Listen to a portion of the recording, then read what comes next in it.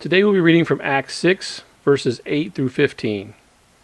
Stephen, full of grace and power, was performing great wonders and signs among the people. Then some from what is called the Freedmen's Synagogue, composed of both Cyrenians and Alexandrians, and some from Cilicia and Asia, came forward and disputed with Stephen. But they were unable to stand up against his wisdom and the Spirit by whom he was speaking. Then they persuaded some men to say, "We heard him speaking blasphemous words against Moses and God." They stirred up the people, the elders, and the scribes, so they came, dragged him off, and took him to the Sanhedrin. They also presented false witnesses who said, "This man has not stopped speaking blasphemous words against this holy place and the law. For we heard him say that Jesus, this Nazarene, will destroy this place and change the customs that Moses handed down to us." And all who were sitting in the Sanhedrin looked intently at him and saw that his face was like the face of an angel. If you remember yesterday's passage, the apostles appointed 7 men to help with the distribution of assistance to the members who were in need. One of those 7 was a man named Stephen. The passage even clarified that Stephen was, quote, "a man full of faith and the Holy Spirit." We should all strive to be full of faith and living in the power of the Holy Spirit. But today's passage reminds us that even when we focus on serving God, things will get tough sometimes.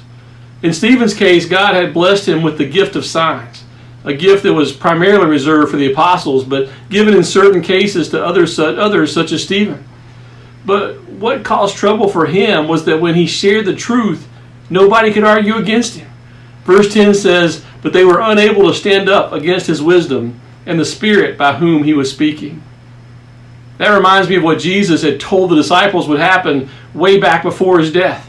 Mark captures that in chapter 13, verses 9 through 11. "But you, be on your guard. They will hand you over to Sanhedrins, and you will be flogged in the synagogues. You will stand before governors and kings because of me, as a witness to them. And the good news must first be proclaimed to all nations. So when they arrest you and hand you over, don't worry beforehand what you will say. On the contrary, whatever is given to you in that hour, say it, for it isn't you speaking, but the Holy Spirit." The disciples are now experiencing these floggings by the Sanhedrin, and just as Jesus said he would, the Holy Spirit is giving them the words to say. We should take that same approach about sharing the gospel. Too many times we shy away from talking about Jesus to those around us because, well, we're unsure what to say.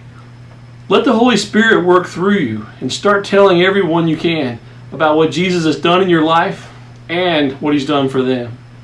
And don't expect everything to go perfectly just because the Holy Spirit is giving you words to say.